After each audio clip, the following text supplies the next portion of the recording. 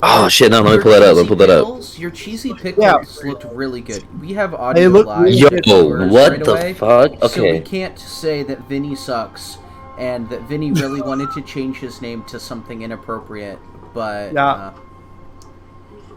character limits. Character limits. Thank God for character limits.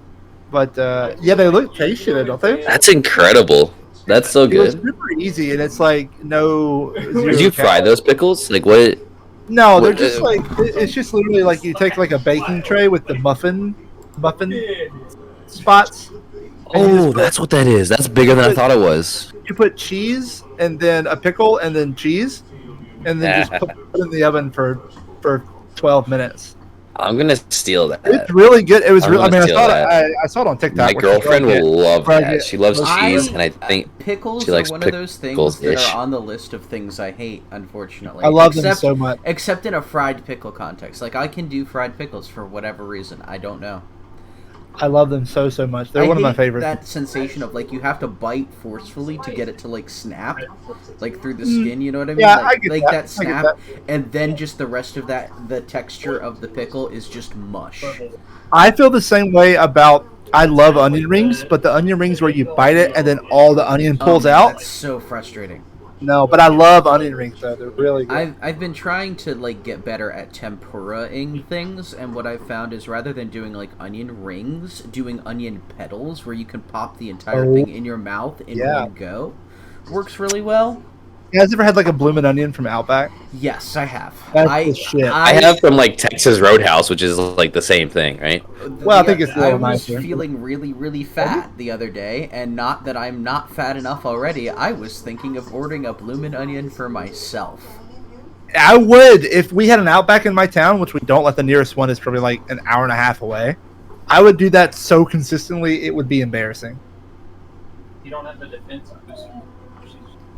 I don't know if I've ever been to an Outback Steakhouse, to be completely honest. It's one of those things where it's like it's not bad. It just depends on what you have near you. Does that make sense? Yeah.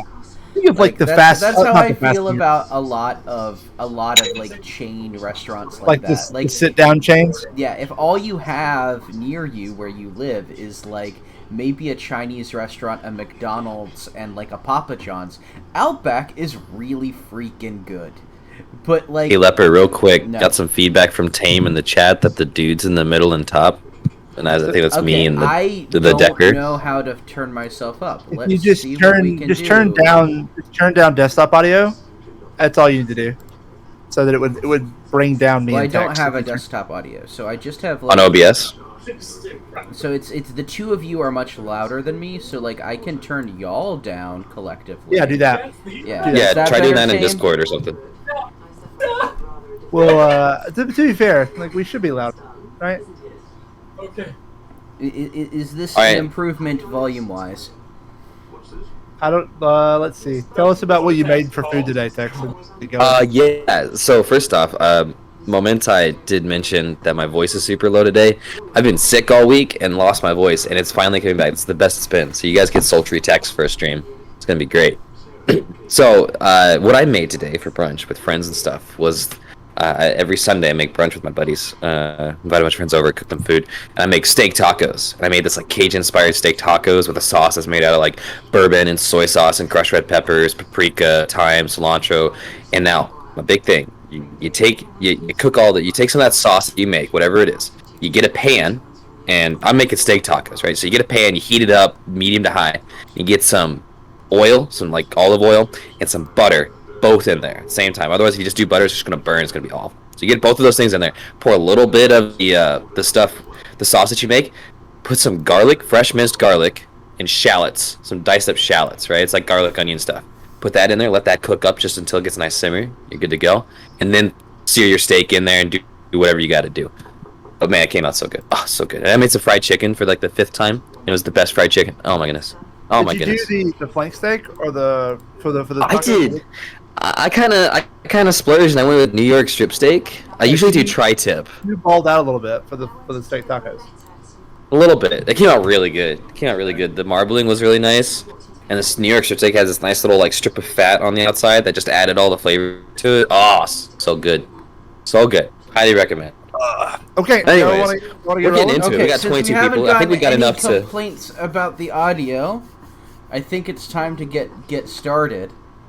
So, those of you that are new, and I'm sure that the latecomers that are going to join the stream in like half an hour, 45 minutes, are going to need to be reminded of this, because people are new and people don't know. This is the now seasonal tradition where we are predicting, not now, this is not power rankings for now, right now doesn't matter. This is our predictions of what the end of regular season standings will look like. Yep. And Leopard, let me add, not only does right now not matter, also math, any sort of logical thinking, none of that matters here. This is just solely off of what we think is going to happen at the end of the split, off of our gut and off of maybe a couple of things we know about the teams. I also want to say, I feel like that's targeted at me, sir. Okay. Your math is. I don't want your math. We were all completely wrong about one division last season. Like Entirely. none of us got anywhere close. I think Tex had the entire division stacked backwards. Yeah, literally backwards. So I want to explain a little bit about what's happening because we're doing it a little differently than we did last year. So first off, we did a community vote this year, which we have never done before. The way that we ranked, so we put out this form. We pinged you guys twice. If you didn't do it, I'm sorry, but we tried. And we let you rank what teams in both divisions would be, first through seventh place. The way we tabulated those votes, the most fair way that I could think of would be to assign a value for each vote. So if a team got a first place vote, that gave them 7 points. If a team got a seventh place vote, it gave them 1 point. Right? So so every vote would matter. All of the votes added together, and then we have the standings, and they're pretty interesting, I think, and we'll get into them eventually. But I'm excited to see how wrong the community is, along with us, or if we're the dum-dums and they actually know what's happening. So also, did either of you vote on the vote? I didn't vote. Did either of you vote? No. I did because I was Leopard. test. I was No, the I deleted test it. vote. Oh, I if you deleted that deleted vote. the test vote, then Yeah. no, I didn't. Okay. This is show host abuse, man. You're just skewing the numbers in your favor here. I was gonna say, if you delete- included my vote, where I literally just did diagonals across the form, then Yeah, I deleted your test vote before we and went then live. So have you explained to them, Decker? Because I was not exactly paying attention of how we tabulated what the community vote is. Yeah, with each vote got a point value, and we added them together. Right. So like, there's some situations where like a team might have gotten more first place votes, but got fewer third and fourth place votes, and that's why they are like number one over another team. So like, we felt that was the best way to do it. So like, a first place vote was 7 points. A seventh place vote was 1 point. Yeah, because another way, you could have had multiple teams holding multiple spots potentially, right? So like that's not fair. Right. So I thought this And was we the had most some fair way. really close ones. But y'all ready to get started? Yeah, let's do it. Yeah. All right, Texie didn't sound so ready. Man, you guys are gonna tear my stuff apart. This is gonna be great. I'm excited. Let's get into it. Okay, if my stuff approves. Okay, so we're gonna start with Division 1. Okay. So we see so we have a spread, right? We have a spread. If we're going from top down, actually, let's not even do that. Let's just go from what people find most interesting. Okay. Because but I always love when there's a consensus, right? When we all agree, it makes me feel smarter. And Shogun Esports 7th, that's a strong consensus, except for the community vote, because they're the dum-dums. Well, okay. It's not their fault. It's not their fault. They dropped out of the league after, yeah. I just want it to be known that we're going to get this one right over the community, and you can call it insider knowledge or whatever, but it's fine. We're going to be right. Aiken, as far as like doing these predictions, Division 2 was like 10 times harder than Division 2 is 1. so much harder. But I can't say other than that. Yeah.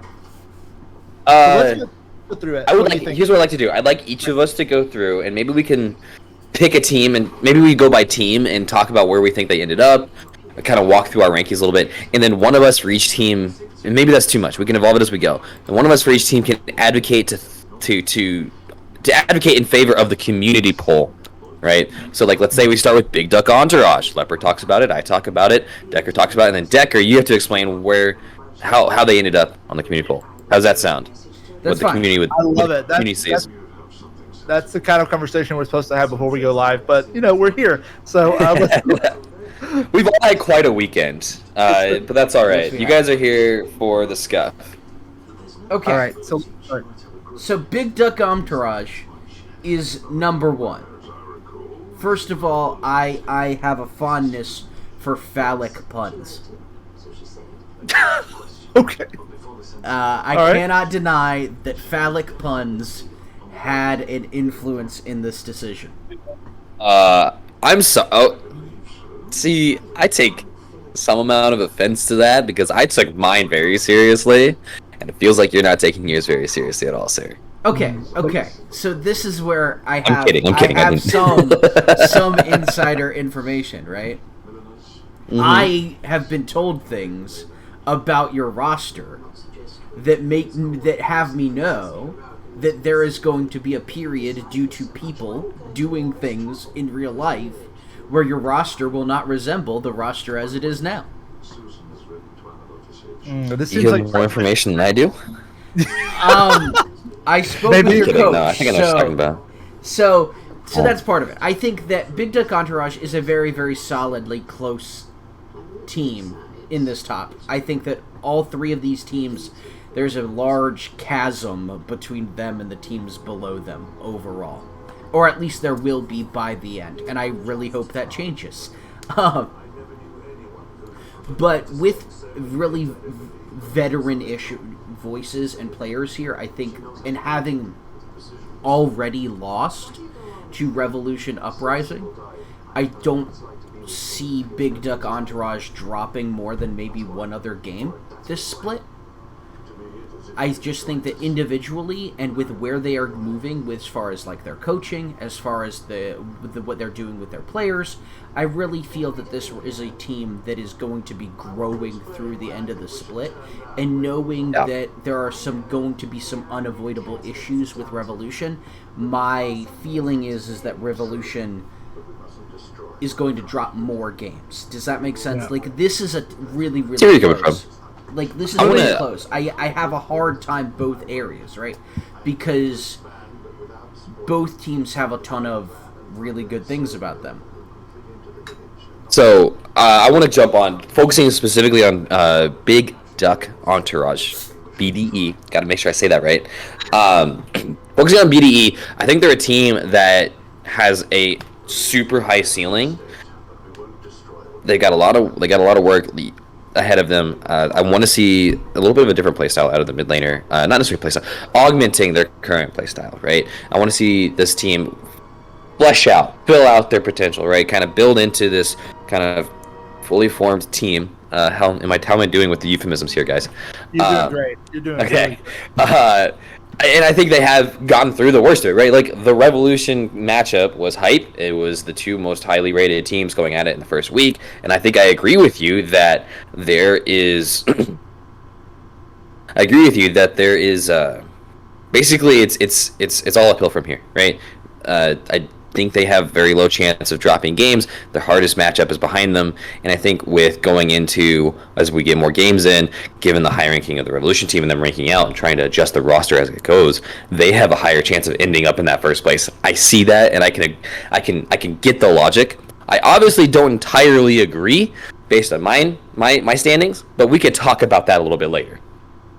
Yeah, so I'll say this. I think that BDE, and as far as like adjusting Sightstone's playstyle, I mean, they what did they play last week? They played Yasuo and Yone, right? And just absolutely just popped off on the Yasuo. The Yone was a little less pop offy, but I think this team is going to be one that grows over the split.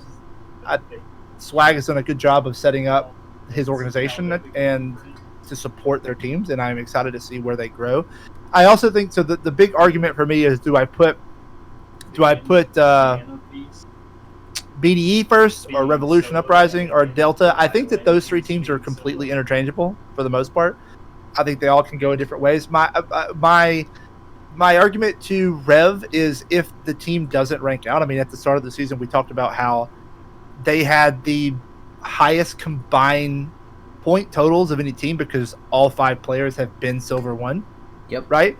So as games, I don't know your team's game counts. I apologize for not knowing your players' game counts. But as like playoffs start coming and the midseason game hike at 125, right? It's by week 125 in week 5. 125. Keep spouting it. Gotta keep putting it out there. 150 by playoffs. I'm concerned that you're going to get at least 1, possibly 2 rank outs if they don't have the games already, which is going to hurt the team, but also I don't think it's going to knock them out of a top team contention. That being paired with the fact that I also feel like Revolution has the luxury of not having many challenges right now. They are the clear top team in my mind. Even if you look at the community vote, if someone wants to look at that while I'm making the point, it's the largest gap there. Yeah, how many points did Rev have versus second place? 240, which is 32 points higher than second place. Yeah, so that's a huge. And there's 3 points between second and third. Right, exactly. I think sometimes these teams, and we did not see that with MIT last split. I said the same thing last split about maybe MIT as being like the best team was going to kind of get comfortable and not try to improve, and people would catch them. That did not happen with MIT last split, but I think it might happen with Revolution this split. I mean, there's a chance that they don't get pushed, which means they don't have their flaws, kind of shown, so they don't improve. While other teams like BDE and Delta are kind of creeping up on them skill-wise. So I think, to sum that up, the 3 top teams for me, BDE, Rev, and Delta, are all basically interchangeable. But my prediction is that it's going to flush out the way it did. Delta had a hard week 1 with some subs, so I think it's going to hurt them down the line with matchups, head-to-heads, and then also just overall record. Yeah. And then we'll see how BDE and Revolution sort of play out to the end, the second round of the split. That basically goes into the same reason that I have Delta third. Just the early season hiccups getting in the way of tiebreakers and things later on down the road. I will say that as far as the community vote having Delta over BDE, it's by 3 points. And it mainly comes down to more people felt that Delta was a first place team than BDE. Almost like the highest representation here as far as like things across the board for this division was that there were 20 separate votes that had Revolution number 1. The only other things it's so many. The only other things that were that that popular were BDE 2nd and LGC 7th. And those were at 15 votes. So I don't want to be unfair to Revolution and Delta because we haven't really touched on them specifically too much, but I do want to get to the part of the standings where we kind of all start to differentiate. It gets a little more spicy. So do you guys, 2 of you, have any thoughts on Delta or on Revolution? Maybe, and then we can move on to the next spot. Well, it's hard, right? Like, it's one of those things that part of the nature of irrational predictions, right, is I would argue that at this point Revolution is the strongest team in the league right now, right? I don't think that there's really a team that in this current format is going to touch them. So a lot of the reason that I'm putting them second is, and this sounds a bit counterintuitive, is that we have seen many times in the past top teams in this league and in other leagues get complacent when they have this margin of victory over teams. Revolution can skill gap in almost every single game that they play in the regular season in at least 2 roles, right? If not, in some games, all 5. And that's not just against one team. So, depending all over the place, it's,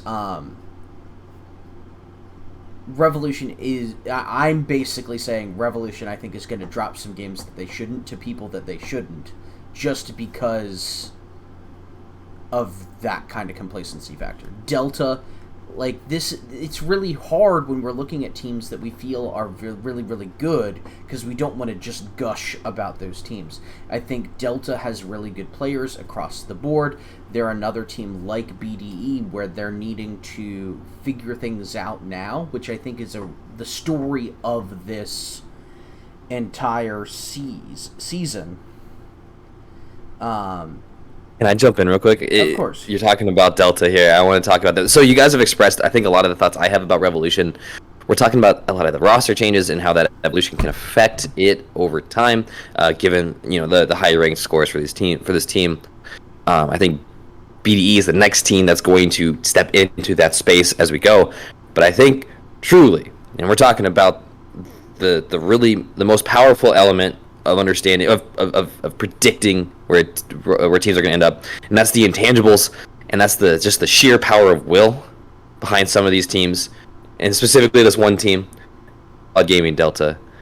I was a fan last split. I was a fan the split before, and I'm here for that anime arc. And I think there's just an element that's hard to measure. It's intangible. These guys right there at the top, they're going to end up number 1.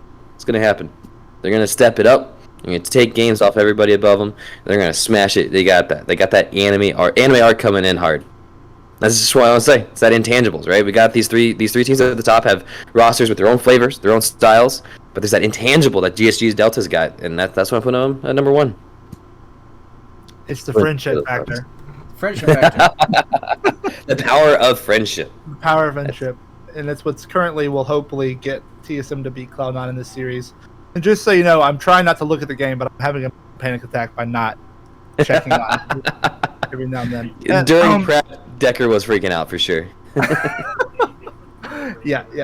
I wanna briefly touch on this idea, because I've seen this floating around, and we're kind of talking about it in chat right now, and I just want to get my thoughts out on the table. So the way we have things set up, and I can make this point, we can move on, or we can talk about it. It's up to you two. Okay. This is not what we're here to do. But the way that we have things set up in ZGG is that the what is defined as a silver player is someone who has played the appropriate amount of games and is still silver. So the argument that, this person is silver 1 and hasn't played games since the season started, is to me just a bad faith argument, and a pretty terrible one. Because as defined in the rule book, if a player has played 150 games by playoffs and is silver 1 and hasn't thrown, isn't on win rate contract, then they are as by definition a silver player. Now you can make the argument to whether or not a player is capable of hitting gold, but a player being capable of hitting gold doesn't mean they shouldn't be playing an IBS. There's always outliers. There's always going to be outliers that push that, and people are going to point to and say, what about this person, or what about this person? And that's going to happen, and that's just something that we have to deal with. But I have no issue personally with someone having the required amount of games and not playing ranked anymore. And they don't have to, because as per the definition of a silver player, they are a silver player. To go to the next step, right, from that, right? Oftentimes the definition of what is or what isn't elo sitting gets really, really murky, and there is no, like, even amongst the people that I have seen thrown to me and thrown to other admins as elo sitters, right? There is no cohesive criteria that encompasses all of those players. On top of that, the other issue from the admin perspective is y'all motherfuckers are inconsistent as hell about what you view as elo sitting. Yeah.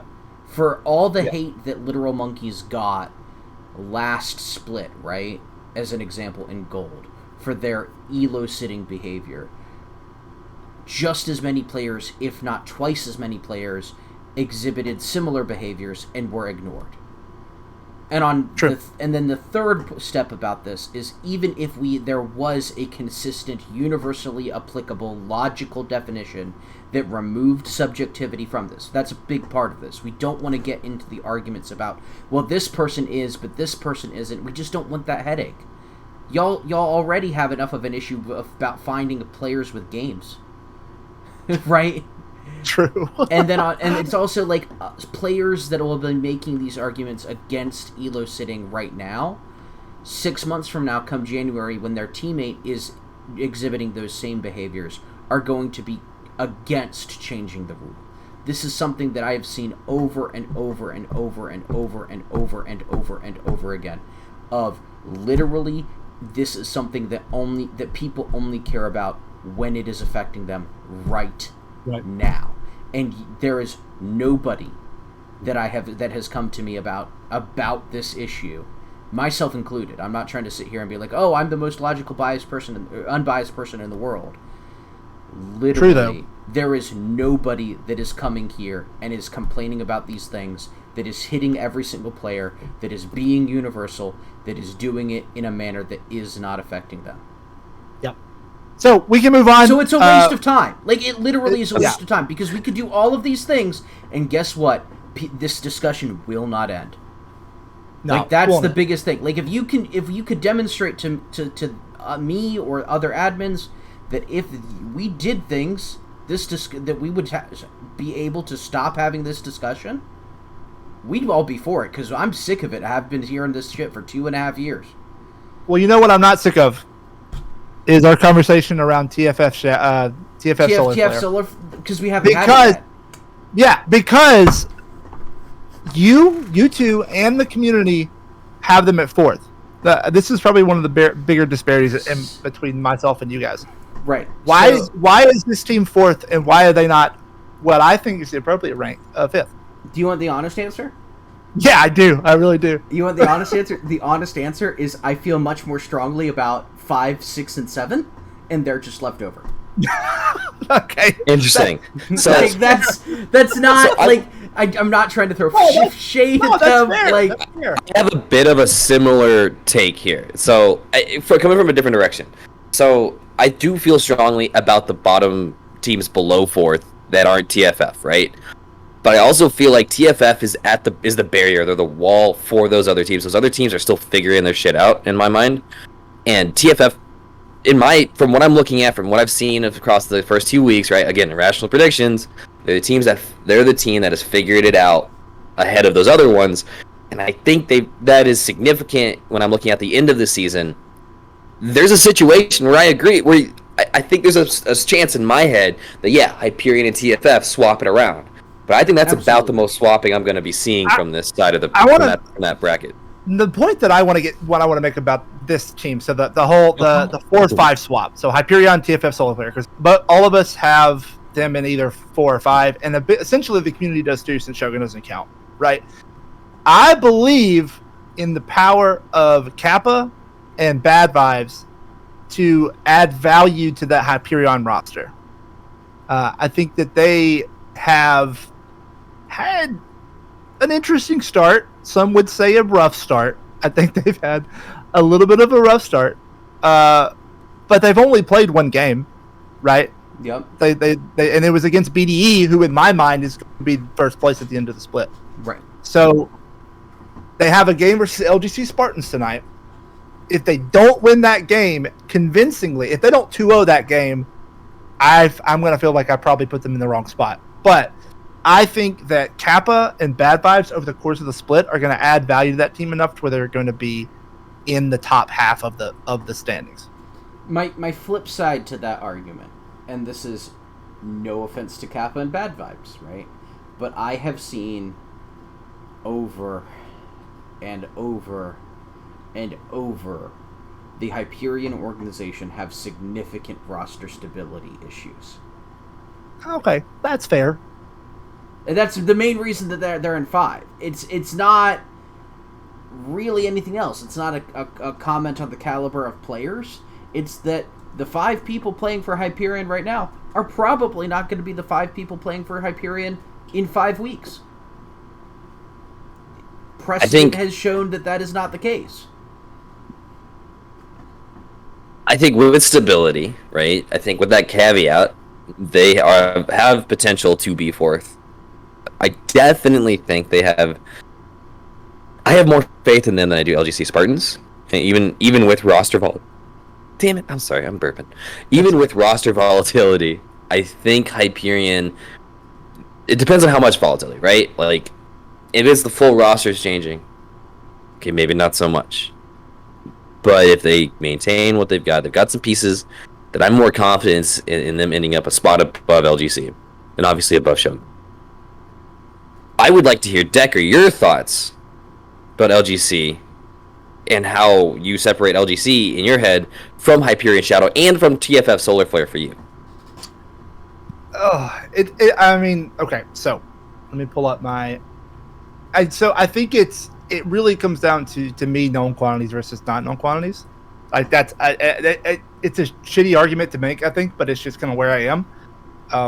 I don't know the organization, and I don't know the players on LGC Spartans that well. I know their top laner is probably going to be the best top laner in this division, or one of the best at least. I'm going to get their name wrong, so I'm not going to pronounce it. But Zartista, wait, did I nail it? Is that right? That was good. I think that was right. Oh, I crushed it. I think Zartista is going to be one of the best top laners in the league. But it's just the role swapping and we had 2 role swaps on that team. Is that right? Yes.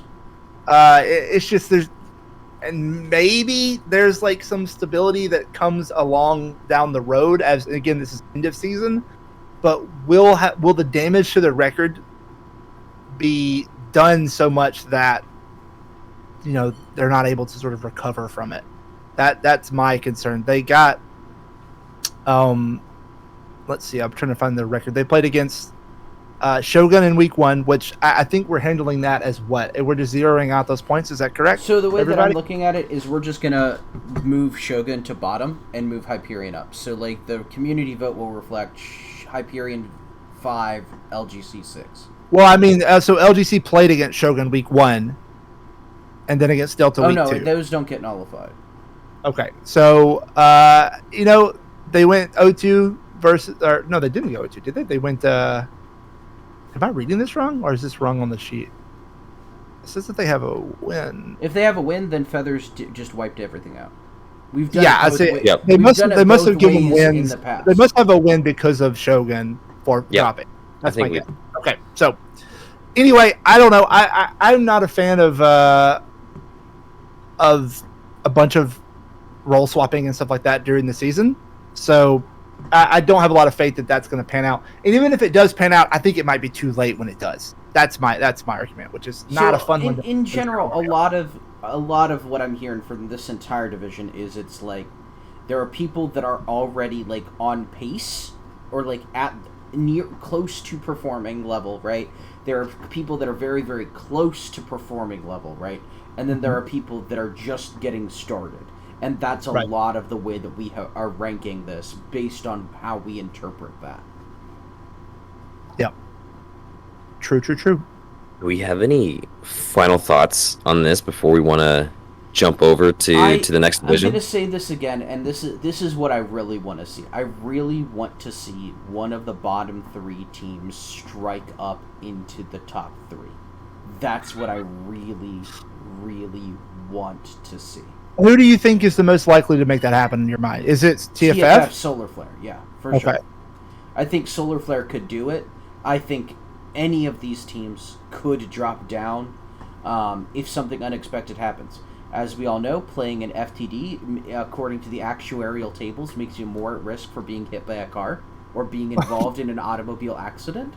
So Okay. this is true. This is true. I'm scared of my time on FTD. Then I'm glad that it's We passed. have had literally at least once per calendar year a player involved with FTD get hit by a car within 48 hours of game day.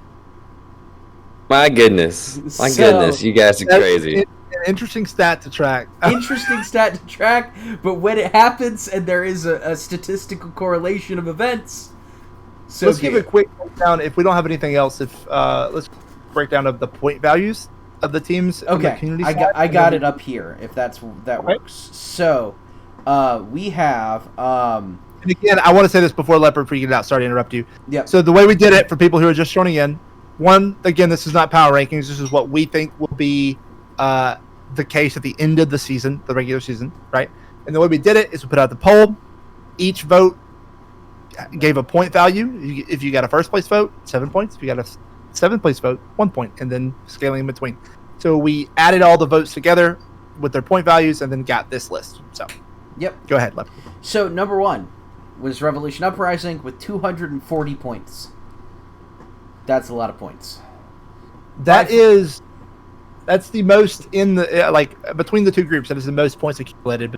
And it by far comes with the distinct majority of people felt that this team was in first place with 20 votes. I'll say that for every team as well, like what most people felt they were, because in some cases It reflects a little being differently, considered a consistently top team put people higher than people that were more focused on them being at a particular level, right? So GSG Delta was second with 208 points, and they were tied at second and third with 9 votes. Third was Big Duck Entourage with 205 points, and by far people felt that they were going to be second place with 15 votes. And the 3 points separating them and GSU It Delta. basically comes down to more people looked at BDE as having potential to be at the bottom than Delta. That's where this 3-point discrepancy comes from. In fourth place was TFF Solar Flare with 163 points. Surprisingly, despite the fact that they are fourth place, their most common representation was sixth with 11 votes. Fifth was the now defunct Shogun Esports with 145 points. Their most common representation was third with 11 votes. Sixth is Hyperion Shadow with 134 points. Their most common representation is sixth with 13 points. Not trying to throw any shade at anybody at this point, but every team up until this point had at least one vote in every category. Yeah. Seventh place was LGC Spartans with 105 points, and their most common representation was seventh with 15 points. Yep. Cool. Any final thoughts before we move over to the next division? I really think that this division is what we see this every time we do two divisions. We have the division that is split in two halves. You have top teams and you have not top teams, right? And I think that this is definitely this division. This is the one. This is the one. But we can hop over to the spicy division. Well, but right. This is what what I'm going to say, right? Is you remember last split, we felt that there was this division, and we were totally freaking wrong. What did we feel? Because I distinctly remember disagreeing with both of you and me being I correct. recall the general vibe. The general No. vibe. The general 3v1 vibe was the general vibe. being that the Division 1, the one with CB Rookies, VBU, VBU, Abyssal, was very much a top and not division. This also had TFU. Yeah, tell me more. And All it goes also wrong, had man. GSG, I remember. Yeah. I got 2 right in that one, Decker. You got none. I don't. Well, your math is not welcome here. We've already talked about this. Like, So it's fine. your math. All right, let's shift over to Division 2. Yes, absolutely. Let's do that. So I'd like to try to jump in a little bit. And this is going to be very conversational because, like you said, this is the hardest one to work through. We're going to, unfortunately, call it bias, call it whatever. This was so much harder to do. Yeah. For me, a lot of it has to do with known elements, I guess, or consistency that we're seeing. Like, obviously, it's 2 weeks in, so you don't have any information, and you really don't have any consistency. So that's why we call it irrational predictions. And week 3. However, FTD Black stepping up, top team in the league, in the division right now. Goonswag Gaming Kappa, I had them above FTD before, and they got beat by FTD, and I don't necessarily see them when they're on point 80% of the time. I don't see them losing to anyone below them. And that's mostly to do with the soup that is the teams below them. Like, I think one of the things I was saying is, in my head, it's like 1 and 2 of Division 2 and 1 and 2 of Division 1. There might be some parity there, right? But for me, and this is not power rankings, right? This is just where they land. But it's just the strength of where I think Division 2 is not on par with where I think the strength of Division 1 is.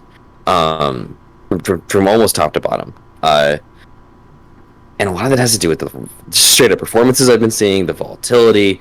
It's all over the place. So for me, Feed the Dream Black are at the top, followed by GSG Kappa, very tight top 2, and then after that I had a really, really hard time. I know I'm not unique in that way, figuring out where everyone else landed. And I honestly I got those first 2 in, and then I started from the bottom and worked back up. That's about how I had to do it. Yeah. I'd like to hit it up because I disagree with both of you guys about the bottom team here. I have VBU, and you guys have Hive Mind. So let's talk about Hive Mind and why you guys have them at the bottom instead of Valor Bulls. Well, talk about Hive Mind and their position within this division. So I'm going to throw it to Decker first. Okay. Not you, Leopard. Decker first. Okay. Decker first. Decker has the wrong sheet up because I wasn't prepared for that. Hive Mind. So I didn't work bottom down. I worked top down. So I think whenever you see like TD, RAR, and Hive Mind as like my 5, 6, 7, it's really mainly I feel pretty strongly about my those top 4, and those 3 I just sort of threw where I think made the most sense in my brain. There's not too much reason behind it because the 3 of them were always going to be bottom 3 for me. In my mind, I put Hive Mind because as the last place because one, they've had a we'll call it a rough. They had a rough start, but they've played 1 game versus versus FTD Black, who again I think is going to be the top team in the league. So you can't be too upset at them for getting 2-0'd by that team. But I think looking just around the roster, that just doesn't impress me as much. And the lack of like coaching structure it's always knock people down a peg in my brain. Any team, no matter how strong they look, if they don't have a coaching structure, and maybe you do and it's just not on the dock. So let me know if you do. But if you don't have a coaching structure or like an org structure around you that I know, it's going to knock it down a peg in my brain. And that's just where it comes. It's like, sure, I think these individual players could make something happen. Momentai, I know Momentai. Momentai's a good player. Season 3 Kazakhs, which is who again? Help me. Yasuo only. Yasuo only. I've liked Yasuo only watching play for the past 2 splits, either mid or ADC. I much prefer them mid over ADC. But I just think without a solid coaching structure, I just don't believe in you. Also, I hate the summoner name for your AD carry. So it's like as long as that's his summoner name, I'm probably gonna just be on the bottom of the list for me. So that's a tangent, but the way I would say it is, they have a lot of players that have excelled individually, but they also have players that have been very, very streaky and prone to emotional frustration. So that when they're on they streak at both ends. You know what I mean? And it's often very hard for them to pull them out of a negative streak. And that's kind of why I have them here. It's not that they can't take games; they can take games off of every team in this division. Absolutely, take games. A lot of it is. I just think that by the time they pull out of this negative slide, it's gonna be a little too late. That's basically the entire reason I have them at 7. The flip side of that argument, I want Tex to flesh it out more, but the flip side of that argument is why I believe in VBU is rise to 3rd. That's my like hot take arc, is I think that the structure of that VBU offers teams, you don't usually see a lot of VBU teams don't have some sort of success. Okay, right. So Like, what I'm gonna say though, okay, is I have in the past, when it comes to irrational predictions, gambled really, really hard on VBU. That's true. And I have been let down more than once. It can't happen the 3rd time, Leper. It's not possible. That's not how this works. 3rd time, no. Okay, No, none of that. Okay. So I wanna quickly talk about my take on TSM Hive Mind. wasn't playing now, I would have some comments. I want to quickly talk about my take on Hive Mind. I think they take one more win than VBU, maybe 2 more wins. I don't know. When I'm looking at this, I feel like they have a higher chance of getting more wins than VBU does. So I put VBU below them. I see the structure and I see that stuff, but I'm just not convinced yet. And I don't know if the trajectory is where. I don't know if I agree on the trajectory at the end of the day. I don't. I would like to jump to. Do you guys want to talk more on VBU, or I'd like to try to jump to like the TD Shadow RAR bubble. If you don't have a lot on VBU, I do have things that I want to say about VBU that I'm Go sure for it, that Leopard. Decker's going to agree with and is just going to feel more strongly about. I'm ready. So, VBU just made some pretty big upgrades, right? One, especially in the top lane, was they got a player that is much more comfortable in that role rather than a recent role swap, and then they got a mid laner that can actively practice, right? I just think that given where they are right now, given how far behind the curve they were, that it's just that while they're on an upward trajectory, it's not going to be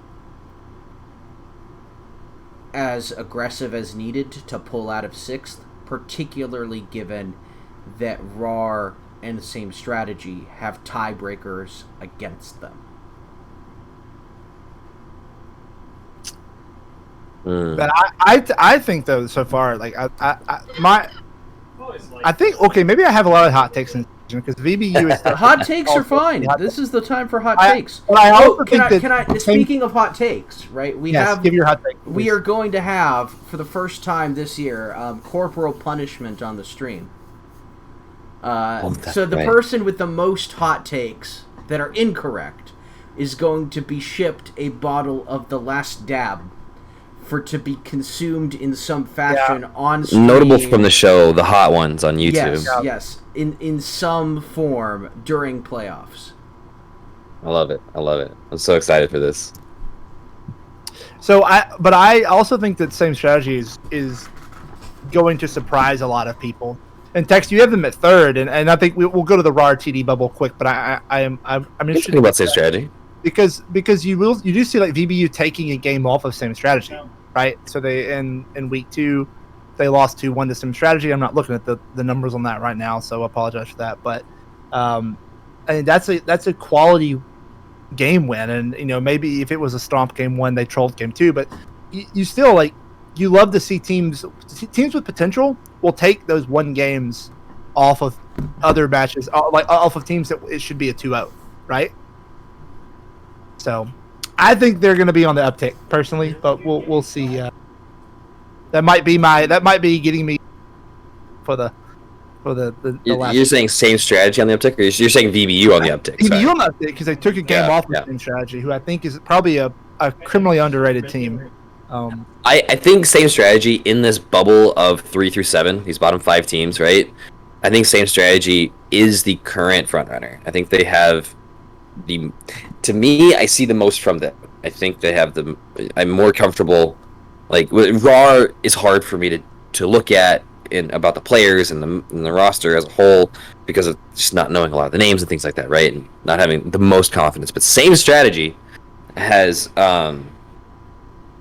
excuse me. Sorry.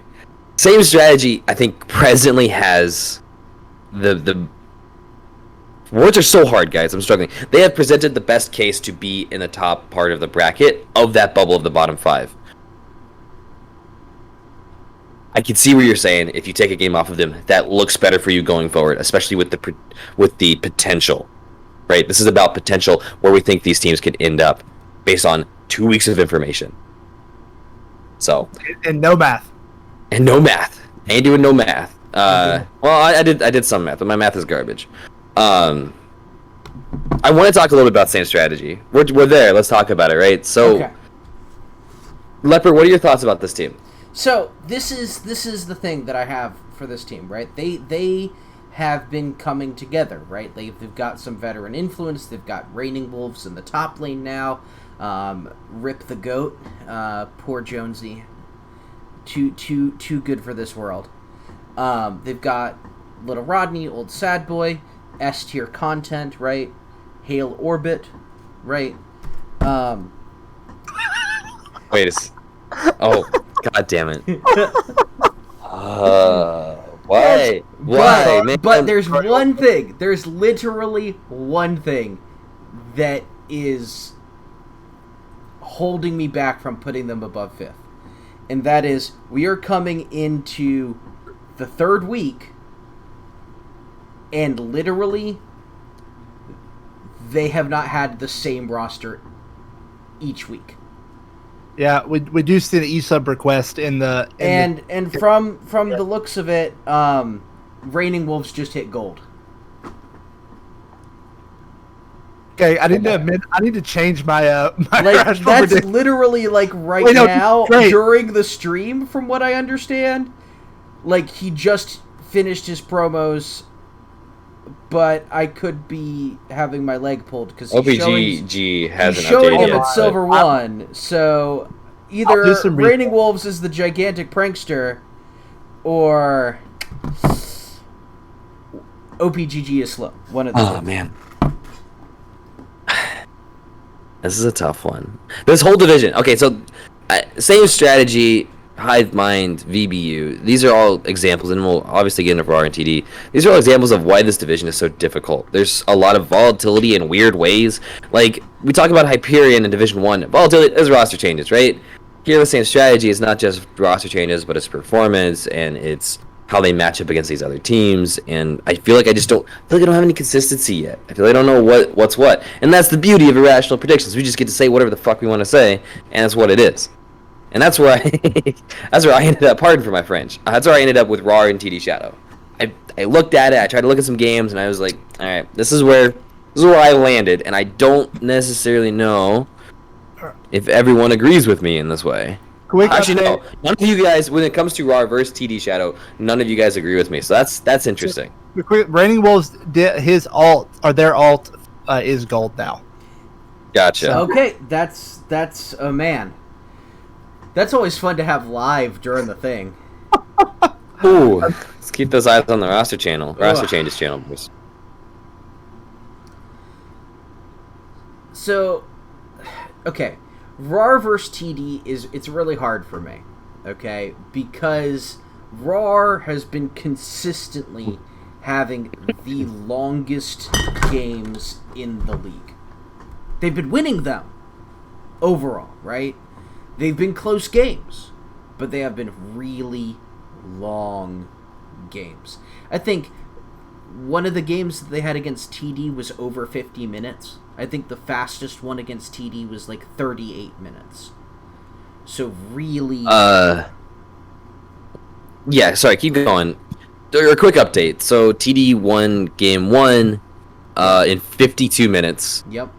RAR won game 2. Yep, won game 2 in 30 minutes.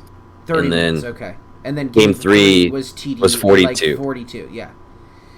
Yeah. These are some brutal games. And that's exhausting. That's a series where TD won. Yep. And that's the But- only series that we have information about TD from.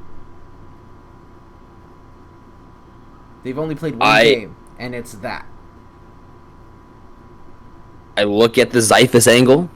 I think Zyphus is a great element, a great asset to this team Roll swap. for TD. Another role swap. But I look at these games, and maybe this is irrational, which is good, or maybe it's not. But I don't think this performance... I don't think this is the outcome if they match up again. I think RAR, if we were to take everything the same, take out that Kale element, don't give Zyphus as much of a... as many late game options as you gave him those 2 wins. I think it may just be RAR taking it, and that's why I have him ahead. Well, When they won, they stomped in a shorter game, and it took 50 minutes and 40 minutes for TD to take those Ws. we were talking... And I think that might... I'm extrapolating that out, because that's the only information we have. Extrapolating that out, that puts me at... Well, they'll probably take games off Hive Mind and Valor Bulls, lose out to the same strategy in RAR, be in that 5th spot. So, for me, RAR is gonna be the gatekeeper team, right? Like, if you can beat RAR, you are good enough to be a top team. If you can't beat RAR, that's the barrier that you need to go through. That's a lot of what I see. For me, my big thing is I'm looking at TD Shadow, and the reason I have them really high is I look at Jesus. the potential that they have, the fact that their coach just took a team to the top of ZGG, right? The fact that they do have quality players that have improved individually. I would not have TD Shadow this freaking high if it wasn't for one player, and that player is King of Brawl. Y'all remember King of Brawl, right? Yeah, I hard agree with that also. Mm-hmm. If you look, I don't necessarily know if I agree with that being the ultimate factor for this team. Let me elaborate though. Okay, King of Brawl last split was not the greatest jungler in the world, right? They were a bronze player at the time. They were clearly struggling, figuring things out. A lot of limit testing that did not work out, right? Compared to that now, King of Brawl is like a completely different player. They're gonna make the same stupid dives, right? They're gonna make the same calculations of that pure all-out aggression. But they are 2-13 and 10, 1-6 and 1. They're such an improved player compared to where they were objectively in Spring Split to now. And that's a lot of where I have. Is like they have people that clearly want to work and want to work to be better.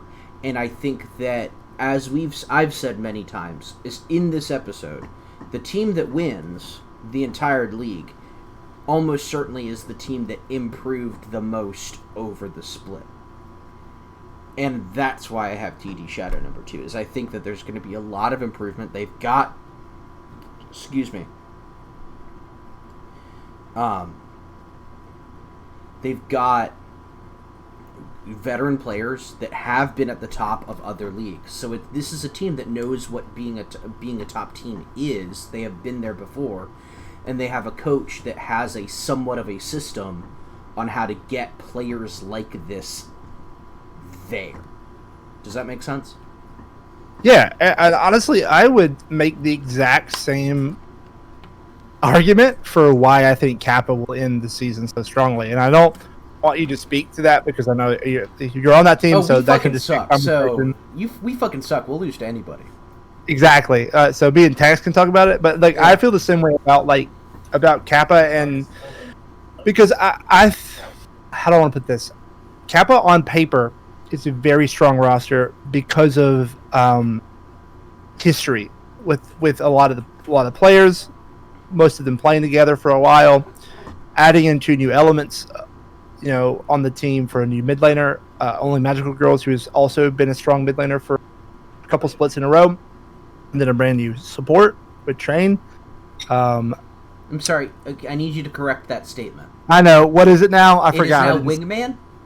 Wingman. Oh, there you go. There's a name change. But I really believe, and this is, maybe it's my bias showing because I'm inside and know what's being done. This team, I would be shocked if there are teams that are working harder to improve Kappa. And again, I don't see behind the scenes of every team, so I can't say that as a definitive. But I don't think there will be many teams, if any, that are working harder than to improve.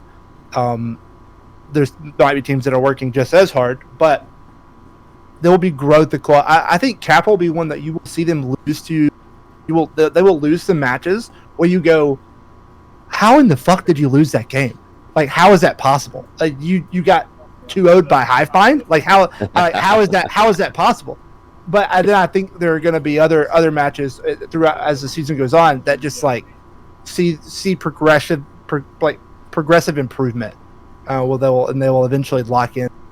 Well, there's a very easy answer to how did we lose that game that we shouldn't have, and the answer is I'm playing top lane. Yeah, is it top gap? Top gap is very much the answer. Top gap is always the answer. It's never jungle, it's never support, never ADC, never mid. I know we mentioned Feed the Dream a little bit. Can I talk about Feed the Dream for a second? Yeah, let's give him a shot. Okay. So there's a very, very real reason that I have Feed the Dream number 1. And it mainly comes down to the fact that they are incredibly explosive right now. They have merit in the jungle. A lot of us are familiar with how much of an impact that has. They have Vinny in the mid lane. Again, a lot of us are familiar with how that goes when Vinny is able to secure leads for himself, especially with some of these unconventional picks coming out of the team as a whole. It's hard for for people to necessarily know exactly where to target or what to do. They've got stable players across the board. They've got players that are able to just suddenly pop off in team fights, and they don't necessarily have a glaring weakness.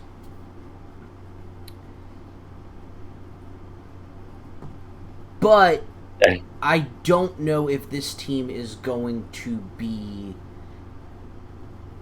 I think other teams are going to catch up, and I think that the reason that I personally have them number 1 is that they're so strong coming out of the gate, and that they're going to have enough of a lead that it's going to be difficult for other teams to catch them. Is that a fair thing? The playoffs picture may vary, but at the end of the season, it's really, really, really hard time not seeing FTD Black as the number 1 team at the end of the regular season. And in fact, though you're saying the gap will close. I'll review it in a second, but the community vote agrees with me. 30% more people felt that FTD was a number 1 team than GSG Kappa. It's 16 versus 10 when it comes to the votes in the number 1 slot. Yeah, I think in some of this, and it's supposed to be irrational. It's not supposed to make like a ton of sense. I think a lot of these standings would be more different if some people weren't memeing and like putting FTD Black last, which happened a few times, which we all know is not going to happen. Yeah. But that's the nature of these predictions. They're supposed to be all over the place. Yep. What's next up? Who do we need to talk about next before we get to the community vote? I think. Have we covered all the teams? Everyone. I got my biggest thing was getting my 2 cents out about like the RAR TD Shadow barrier, right? Those two. I think I agree with Leper that like RAR is the barrier team. I'm not as confident in the growth towards the end of the season, based on what I've seen so far. But I also can be proven wrong for TD Shadow. And Hive Mind and VBU, I think, kind of sit equivalent to each other. The difference between 6 and 7 is not a whole lot for me. Same strategy is a bit of an enigma, but I think they sit above the barrier. I'm not totally sure. And then obviously Kappa, obviously FT Black are at the top. And I don't think that changes a whole lot as the season comes to a close in many weeks from now. I'd love to digest this community poll a little bit, though. Okay. Can we hear some numbers? Yeah, we absolutely can. So number 1 was Goon Squad Gaming Kappa with 225 points.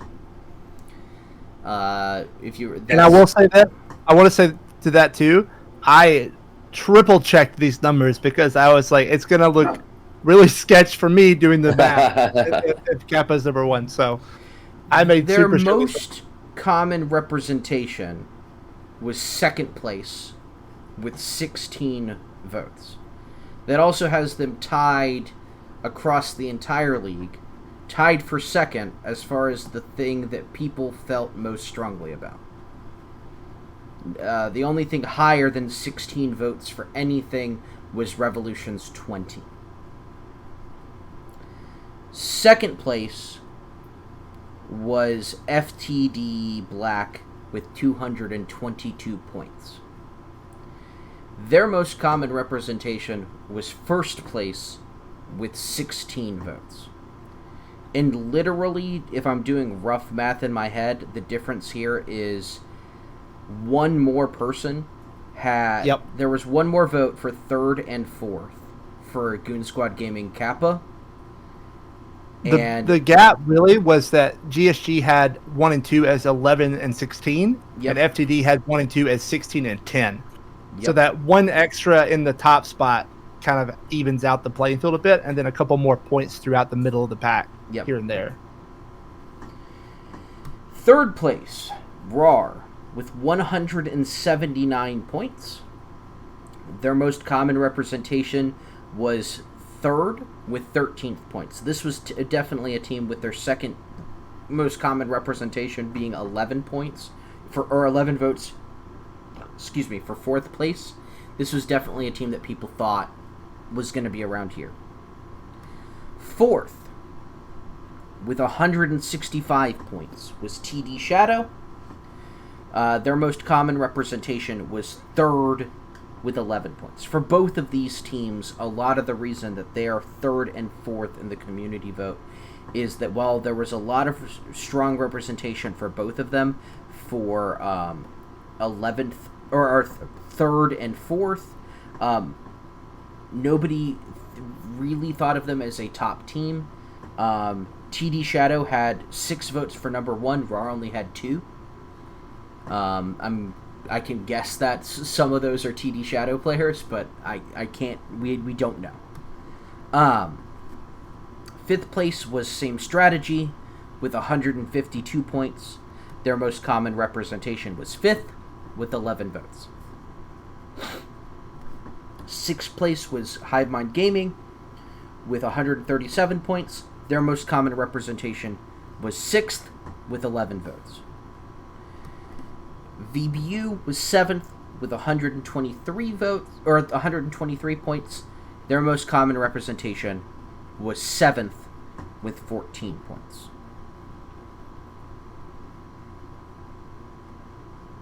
Yeah, so for the most part, the voting reflected, except for the top 2 and maybe third, the voting pretty much There represented. definitely were situations across both divisions where a team is higher as a result of them being generally considered to be higher rather than being in a specific thing, if that makes sense.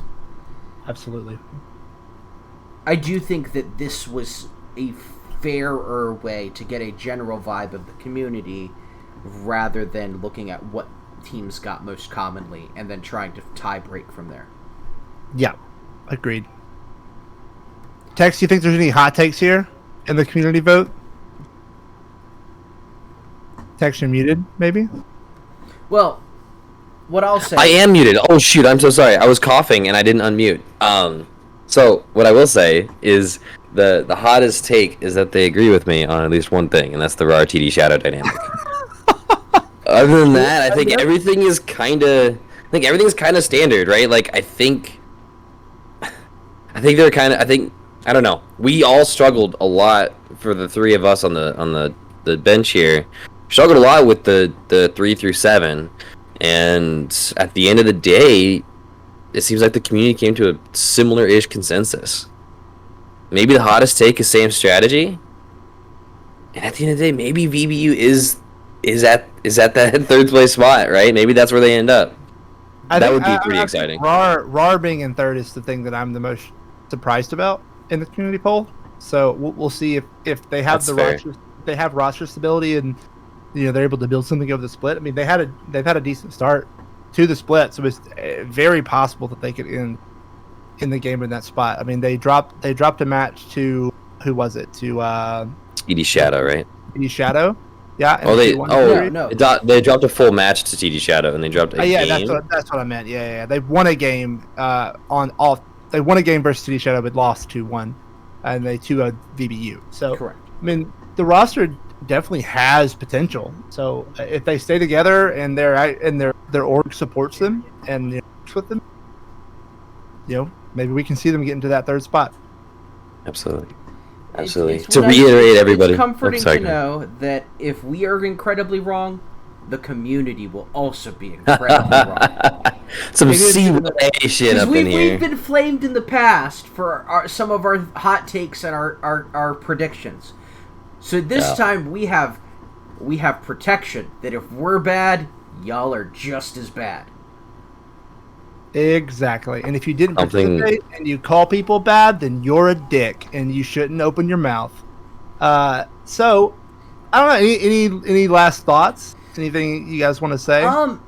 This is always interesting because this has not been the most high energy, most interesting episode, but I just always know that it's really fun when we get to look back and look at how much of an idiot we were. This is an investment in a very exciting episodes down the line. Because, we're making irrational predictions, trying to argue logic and stuff around some stuff isn't the easiest thing. But, man, I'm really excited for, week 9 when we look at this and are like, oh, my God, how much red is going to be all over this. Ink on our face, man. Given that turns out Revolution didn't win a game from week 3 onward. That's crazy. I've seen crazier stuff happen in leaks. So, with all of that being said, do we want to talk about today's matches? Yeah, Tex, let's talk about today's matches. All right. Pulling up week 3. Week 3. What do you think about Revolution's match, Tex? Dude, I was... I'm sorry. The kid of the exhibition match, but I love exhibition matches. Our team did not want to do it. They wanted to clash instead. Apparently, broke our hearts. Just want you to know, we have some broken hearts over there. I want you to know, I made sure that they told you and that they made that decision, and I was washing my hands of it. So I love you and I love Rev, but it's fun. We can talk about matches that are actually happening. So matches that are actually happening. Well, we got an exciting one with BDE versus TFF Solar Flare, right? So we've been hyping up BDE. We're talking about them being that team that, next to Revolution, that is the top team, right? They're still up there. And like we said, going into week 1, our first episode, we're like, that match versus Revolution Uprising is not going to tell us a whole lot about them because it's the 2 best teams. It's everything after that. And this is another one of those.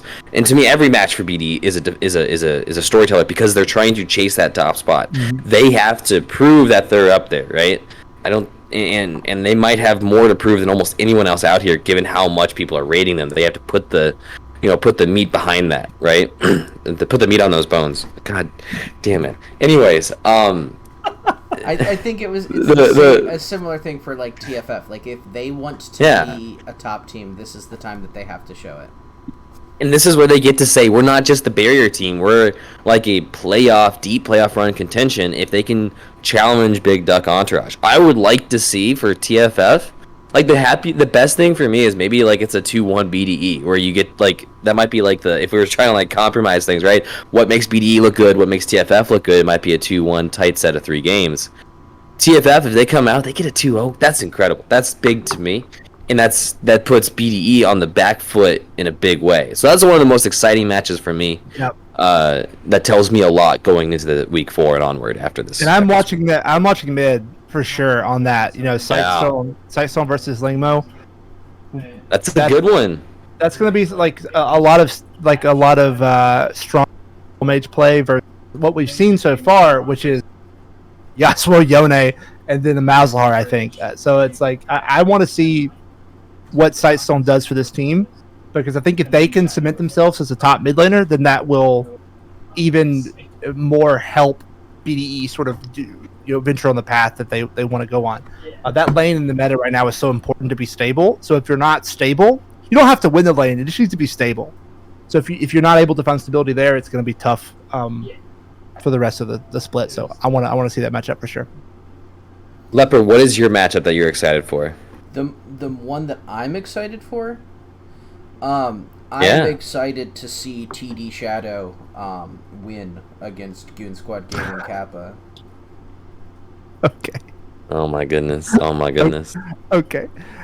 I on that side of the bracket, I think Hivemind and Rar is also an equally exciting matchup. I think you learn a lot from the TD Shadow GSG Kappa matchup, right? You're gonna see that's where things start to pull away. That's where you start to draw the lines between the top, middle, and bottom. And I think a similar thing is with Rar and Hivemind, right? It's a chance for Hivemind to be like, no, we're here in the middle. We're looking for that middle to a way in, and Rar gets to say, no, we are the wall. We're the door that you have to get through to get to the top. I'm ready for. I'm most interested in the LGC Spartans and Hyperion match, honestly, because I think both of these teams are teams that we've rated as bottom of the barrel, kind of right now, and I want to see one of them start the climb out of that hole tonight. It's going to happen for one of them, I'm interested to see which one it does. It will set the tone, I think. Like a win.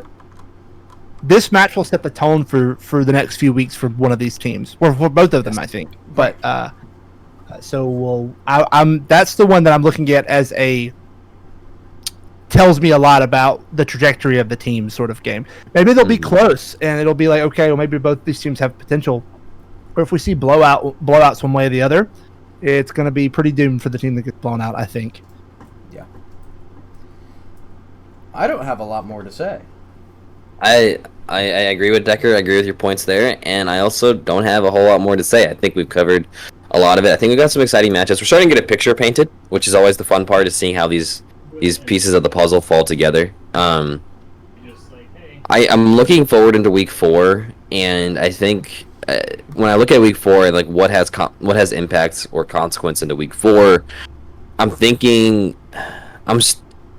still thinking about the Hivemind and Rar stuff, right? Like, does Rar set themselves up to be in the conversation with GSG Kappa, who they face in week 4, or does Hivemind step up and say, we're in the brawl, we're in the scrum here with everyone else, right?